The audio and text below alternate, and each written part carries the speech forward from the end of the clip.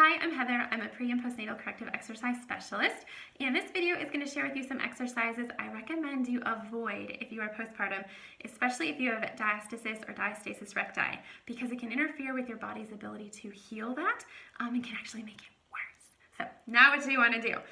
Let's start with what is diastasis. Again, it's that separation of your abdominal wall. Your rectus abdominis, your six-pack, normally are held together by very strong, taut, connective tissue called your linea alba. But two things happen when you're pregnant that allow for the separation. One is the hormone relaxin. Your body makes it to soften tissues and ligaments, especially in your pelvis, to make room for baby to get through there, which you want, but unfortunately applies to every soft tissue in your body, including the linea alba. So this firm, taut tissue is now pliable. So when you pair pliable with expanding belly, you get whoosh. That's how it happens. So you definitely don't want to make it worse. Most of the healing is going to happen in the first 6 weeks with your soft tissue, so you want to pay really close attention that you're not doing things that are going to interfere with that. And the first thing that can interfere with that is a crunch.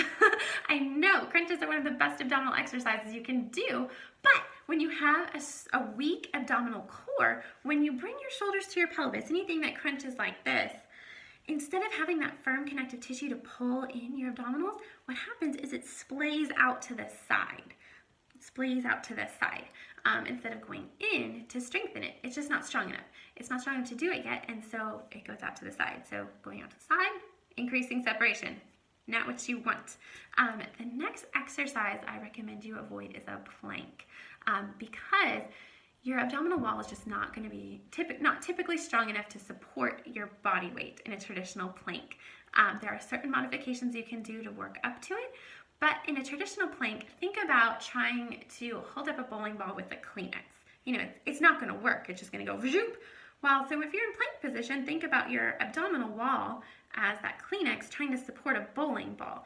That weight is pushing down and that tissue is not strong and it's already stretched, so it's just going to keep stretching and not close back together. You want to avoid gravity working against you, like in a plank. Along with plank, and this one, oh, surprising, is downward facing dog. I know I did it when I was pregnant. You might have done it pregnant too, but it's definitely not recommended, especially postpartum with diastasis, because of that same bowling ball Kleenex idea. Especially when you're in downward facing dog, most of the time the separation occurs just above your belly button, which when you're in downward facing dog, that's where the bulk of your weight is going to fall, is right above your belly button.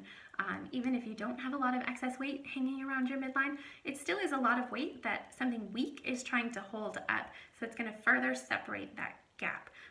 So definitely don't want to do too much too soon in that way. Wait till your diastasis is healed.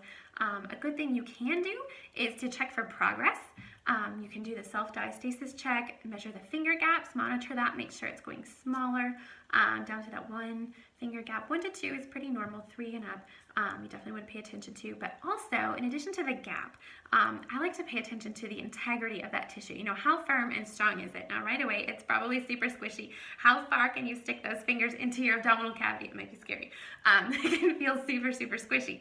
So just pay attention to that. You want to feel a little bit more and more resistance every week that goes by to know that it's healing. So there you go, 3 exercises that I recommend you avoid doing when you're postpartum, at least until it heals. For more information on things you should do to facilitate healing, shoot me a message or just continue on with the program.